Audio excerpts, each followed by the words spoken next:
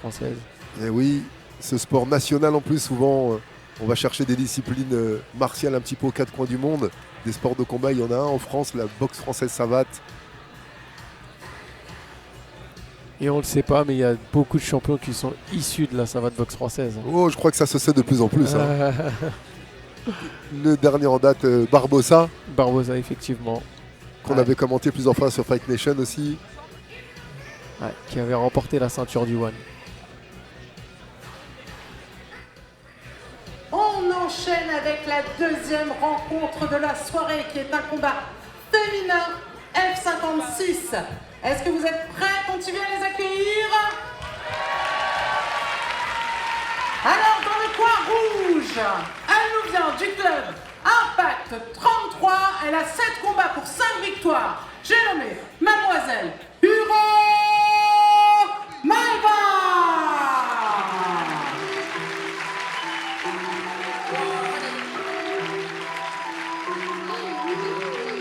Yeah, look, they said that I couldn't do it, so I went and did it.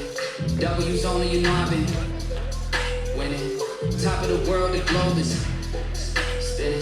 If you know, I've been on what mission? Okay, let's get it. Got a little time in my hands like a wristwatch. I don't got time for the breaks and the pit stop. Race through the grid like taking a Chris Rock. Break to the chin, still win heavy metals like Slipknot. Grab and grab and I got tunnel vision. I just hit my stride the way I want it. Since I've been making paper like I'm Wonder Vision. See the end game, I got one division. Look, I don't ever bother with a critic. Hit him with a chronicle of Riddick. Boom, bottom full of riddle, and I hit him with a little bit of riddle me this, riddle me that. My bad for Poiré. no time to wait though. Elon Musk, I'm trying to L'entrée sur le ring de Maeva Huro. electric whip like Ivan Vanko. I just did it. W's only, you know I've 7 combats, 5 victoires. top of the world, the globe is. Merci Maëva. Elle sera opposée dans le coin bleu par celle qui nous vient du club Bac 9, Maramachi Marguerite.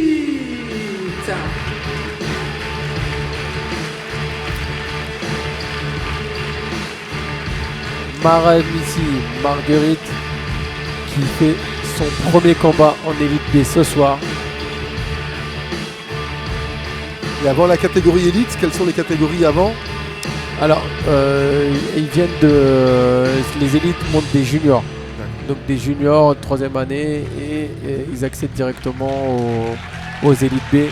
Avant, on avait une catégorie intermédiaire qui était les honneurs, mais elle n'existe plus maintenant. Et donc les élites, c'est en plein contact, hein, c'est pas en assaut. Les élites, c'est en plein contact. Ouais. Combat dans la catégorie des moins de 56 kilos. 9 combats et 7 victoires pour Maramiti, dont 2 victoires par KO. Entraînée par Thierry Sourmail et Stéphane Loger. Et elle est décrite comme une boxeuse très combative, qui ne lâche rien.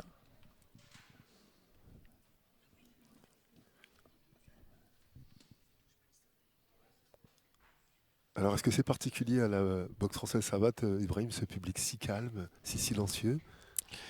J'ai envie de te dire que c'est le calme avant la tempête. Oui, oui, j'en doute pas, la tempête est sur le ring. Et pour avoir commenté tellement de disciplines différentes, c'est, je crois, une des premières fois que je vois un public aussi calme et pourtant très expressif pendant les combats.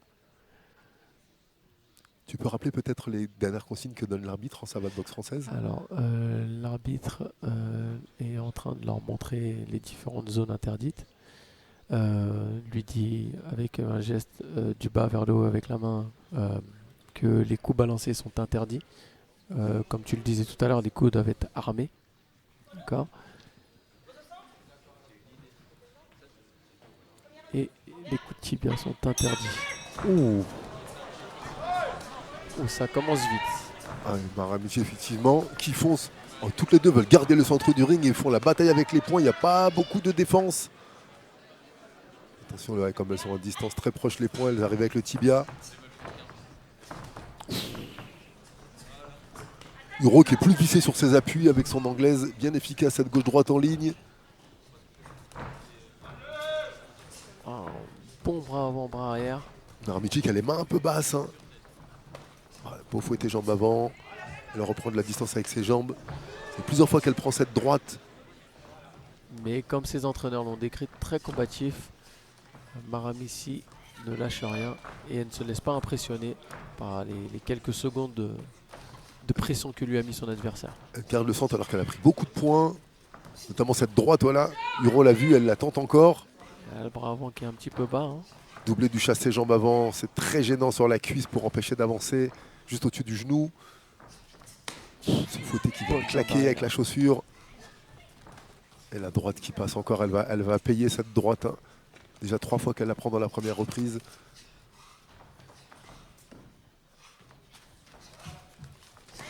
Bien couper la route avec cette jambe avant. Encore le chassé bas pour attirer l'attention et les points visage en dessus.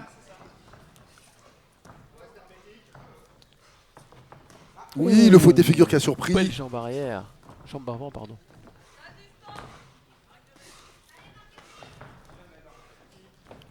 Marguerite qui garde le centre du ring. Hein. Sa droite qui est passée à son tour. Maramichi qui touche. Encore le bras arrière passe bien chez Marguerite. La jambe là, qui passe un peu avec le tibia, la distance était proche.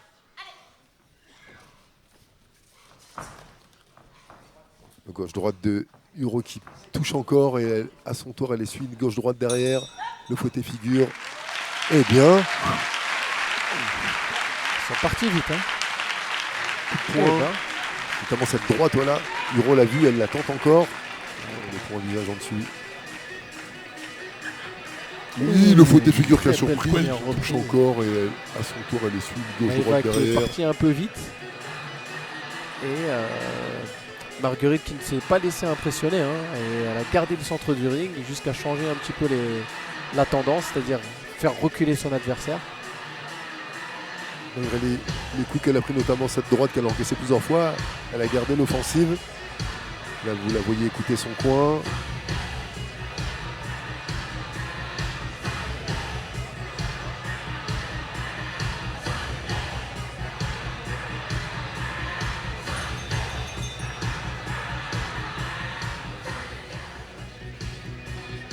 Marguerite qui est la première à venir au centre du ring. Prête.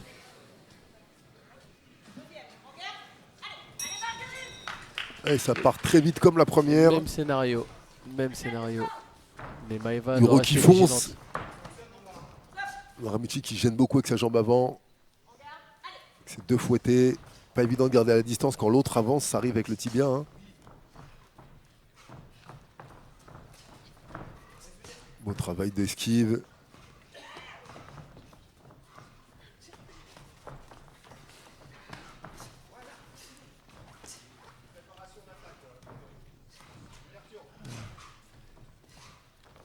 Marguerite qui prépare avec le chassé.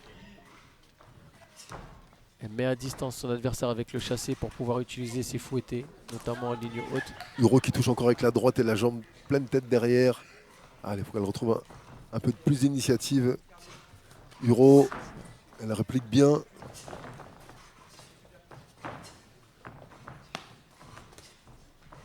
La droite qui passe encore et le fouetté figure pour couper la route. Maramichi qui tournait du côté de la jambe arrière de Huro.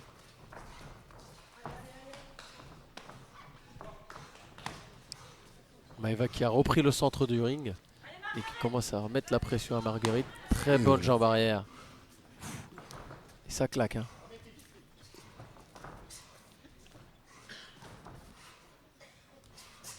Maramichi un peu plus éprouvé. On sent là les désorganisés. 2 points qui passent, cette jambe aussi. Maeva Huro qui a l'air un peu plus précise. Voilà le chassé pour freiner et gêner la contre-attaque. Très mobile Maeva et elle a raison. Elle a pris beaucoup de coups au visage. Maramichi, c'est ça qui freine ses initiatives. Allez, la bataille de fouetté médian. Le chassé bas. Prompt bras arrière encore qui touche. Voilà, cadré, vous voyez, elle fait en passant pas latéral pour couper la route au lieu de suivre. On la sent plus éprouvée. caractère avec le chassé pour pouvoir Il a bien renversé la vapeur mobile Maïva Huro sur cette reprise. Ibrahim, qu'est-ce que tu en penses? Oui, et puis on a Marguerite qui reste beaucoup sur ses appuis, qui ne se déplace pas beaucoup, donc du coup, effectivement, toutes les attaques, elle prend énormément de coups. Parce qu'elle reste sur place. Parce qu'elle reste sur ses appuis, elle reste sur place, elle garde le centre du ring, mais elle prend beaucoup de coups. Et on a une Maïva Huro qui est très mobile, très mobile, très dynamique sur ses appuis. Ce qui lui permet de toucher sans se faire toucher, se déplacer. C'est la base de la savate boxe française, toucher sans se faire toucher. Beaucoup de déplacements, ça m'avait beaucoup surpris à l'époque où je me suis beaucoup entraîné avec Alain Zankifo, Frédéric Belloni et toute cette team. Le temps qu'on passait au déplacement, au cadrage, à la préparation d'attaque.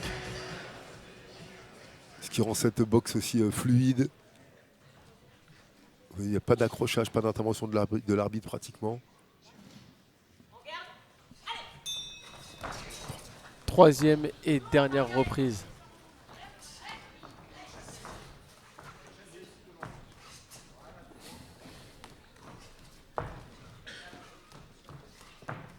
Maïva Huro qui continue de faire le forcing avec les jambes en ligne médiane, puis les poings en ligne haute.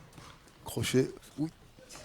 Ce fouetté bas qui touche plusieurs fois la cuisse et qui a certainement freiné la mobilité de Maramissi. Et Marguerite qui est du coup beaucoup plus mobile maintenant. Je pense qu'elle a eu les conseils de ses coachs. Prennent un peu trop de coups. Oh, la pointe qui est arrivée au corps au niveau de la rate.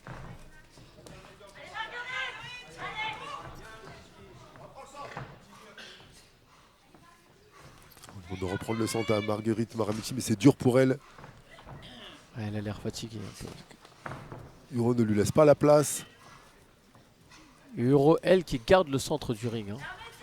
Elle garde le centre du ring, voilà. Voilà, qui a feinté sa jambe avant pour placer son 1-2 en ligne. Et voilà, encore il est passé le crochet derrière et la jambe figure. Courageusement, Maramissi qui remise immédiatement un crochet pour montrer qu'elle n'est pas touchée.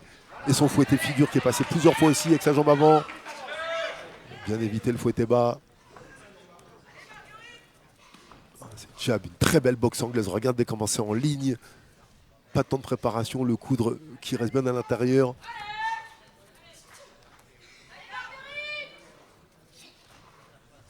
Oui, le jab du bras avant qui a stoppé Huro. Maïva qui a l'air beaucoup plus fraîche que son adversaire. Hein. Elle est très mobile, elle fait des beaux enchaînements, des coups de pied doublés. Non, sur son attitude aussi, regardez, hein, on vient de voir Maramissi qui vient de souffler fortement, qui confirme qu'elle est fatiguée.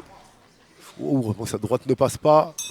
Oh, oh, et ça a été dur, bravo. Mesdames, bravo. Ibrahim, est-ce que c'est particulier à cette soirée où j'ai l'impression qu'il n'y a pas d'observation, pas de temps mort? Ça boxe beaucoup, il y a beaucoup de débit en boxe française savate. Est-ce que je me trompe? Il y a beaucoup de débit, mais en même temps, il faut savoir que là, ça se joue sur 3 rounds. Oui. Et on n'a pas trop le temps d'observer. Hein. Oui. Il faut marquer ses points tout de suite. Ça va être différent tout à l'heure, hein, je pense, parce qu'on va avoir les championnats du monde, donc c'est qui vont se dérouler en 5 reprises. Là, on peut potentiellement avoir du temps d'observation. Mais là, sur 3 rounds, il faut y aller. Il faut marquer ses points tout de suite. Il n'y a pas de temps à perdre, quoi. Vraiment pas de temps à perdre. Elle risque d'être difficile cette dernière reprise pour Maramissi qui se tient la hanche là, du côté où elle a pris les fouettés plusieurs fois. Pardon, 4e reprise, oui. On est sur 5.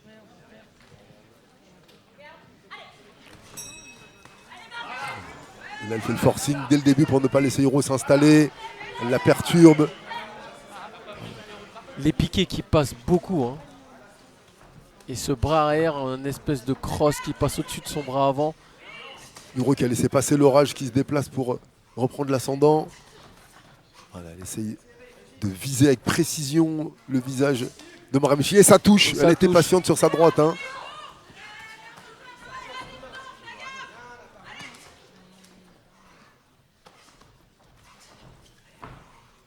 Elle est surprenante de ressources, Maramissi. Je la sentais vraiment plus éprouvée à la fin de la reprise précédente.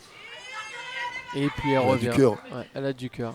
Et ils me l'ont décrite, hein, ils me l'ont dit, ces entraîneurs, que c'était quelqu'un de combatif, qui ne lâchait rien. Et effectivement, c'est le cas. C'est le cas, je confirme. Chassé frontal, le fouetté. Oh là là. Le doublé sans poser la jambe, particularité de la savate aussi ça. Hein.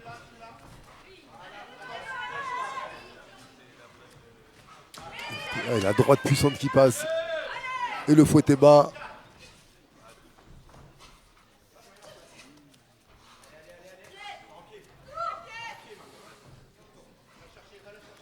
Ah, Marguerite qui ne lâche vraiment rien, effectivement. Patienter le premier coup de pied tournant. Oh là, le fouetté figure derrière, elle manque d'un petit peu d'appui. Huro l'a vu.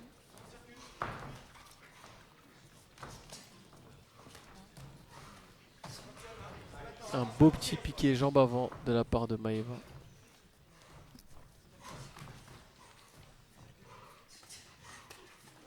Droite crochet, ça touche. Alors on demande à Marguerite d'accélérer. Mais Huro Elle touche se encore replace avec avec son bras avant, elle arrière. touche, ouais. Oh là là. Oh Quel combat, mais quel combat. Elle est vraiment impressionnante. Hein. En fin de reprise d'avoir autant de ressources et le public qui applaudit chaleureusement. Huro qui a laissé passer l'orage qui se déplace pour le visage de Maramichi. Et ça touche, elle était Même patiente quand sur elle sa est droite. touchée, Maramichi, même quand elle a l'air un petit peu débordée, elle garde cette lucidité, arrive à placer des coups parce qu'elle aurait pu vraiment suivre des enchaînements plus longs. Et elle a pris plusieurs droites plein fouet sans être comptée ni même mettre un genou à terre. Ça peut peut-être faire douter Huro. C'est ça, psychologiquement, elle est en train de rentrer un petit peu dans sa tête. Et quand tu as quelqu'un en face de toi qui ne lâche pas, eh ben, ça te fait douter. Ça te fait douter. Et elle est la première à revenir au centre du ring. On peut faire du bruit pour la dernière reprise. Impressionnant. Impressionnant.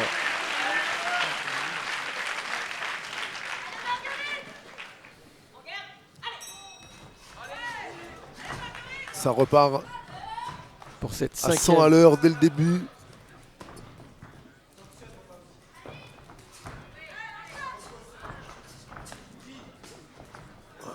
Huro qui essaye de durcir. Maeva qui a toujours la réponse. Oh, la gauche-droite qui est passée. Chacune son tour, c'est distribution de parpaings. Ah, Huro Travail qui de a un cadrage. petit écoulement nasal apparemment qui saigne au niveau du nez. Ça va certainement exciter l'esprit combatif de Maramichi.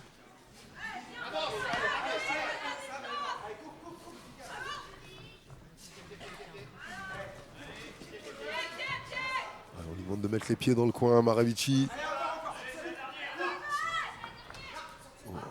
Beau fouetté au corps. Le chassé bas frontal. Marguerite qui a du cœur. Elle ne lâche pas. Elle sait qu'il faut qu'elle aille la chercher cette victoire. Et Maeva Huro qui se déplace très intelligemment. Regardez la sortir du coin encore. Alors qu'elle doit être gênée au niveau de la respiration par ce nez qui saigne. L'arbitre n'intervient pas quand c'est comme ça. Si, normalement elle devrait intervenir. Mais je pense que. Peut-être je estimer que le considère saignement n'est pas important. Ouais, je pense que je considère que le saignement n'est pas assez important pour intervenir. Ah, ça perturbe l'arrivée de l'oxygène. Ça fait une gêne dans la gorge pour respirer. Bataille de gauche-droite. Elles sont fatiguées toutes les deux, ça va finir dur. Mais Marguerite ne Qui lâche rien. grimace. Elle lâche rien. Et Marguerite qui grimace et Ah, elle qui lâche frappe rien. Huro qui s'arrête sur ses appuis pour regarder, dire encore je suis là, regarde, je suis là, allez envoie. Incroyable. Aucune des deux ne souhaite reculer, mais quelle fin de combat. Oh là là là Oh là là là là. Elles se rendent coup pour coup, bravo. Bravo, Oh là bravo, là. bravo. Bravo. Waouh, quel magnifique combat. Vous avez vu ce salut typique de la boxe française savate, la main sur le cœur. C'est puissant hein, symboliquement. Hein. Symboliquement. Pour la remise Quel engagement. de ce combat, nous tenons à remercier chaleureusement le Lavandier artisan boucher charcutier, doublement récompensé au concours général agricole 2025, qui distingue les meilleurs produits du terroir français. Une maison reconnue pour la qualité de ses produits et de son savoir-faire artisanal. J'invite monsieur Christophe Guilbault à me rejoindre pour la remise du Pour le trophée. programme sur Fight Nation, la boxe anglaise, Massive Attack en direct de Clichy le 22 novembre. Le 22 novembre également, de la Savate Boxe française à Draveil. Le MMA, ce sera le 8 novembre en direct de Perpignan pour le Spart Spirit. De la boxe anglaise aussi le 6 novembre en direct de Le Port Marly, Legacy Fight Night.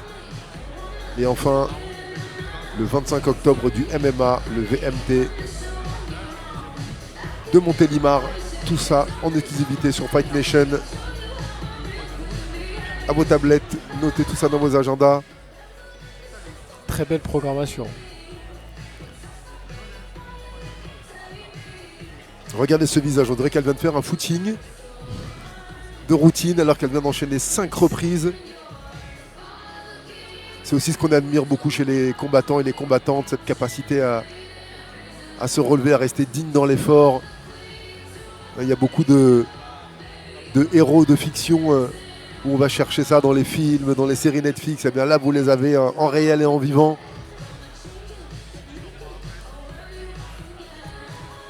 Ibrahim, si tu avais un souvenir de ta si belle carrière, et le plus beau combat ou le plus marquant peut-être, ou la victoire dont tu es le plus fier?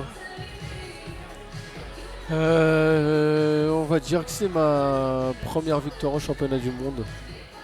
C'était un moment assez émouvant. Ouais. Nous étions 4. J'étais avec 4 supporters. 4 supporters contre une salle entière contre moi. C'était où? C'était en Bretagne, c'était à Plescop.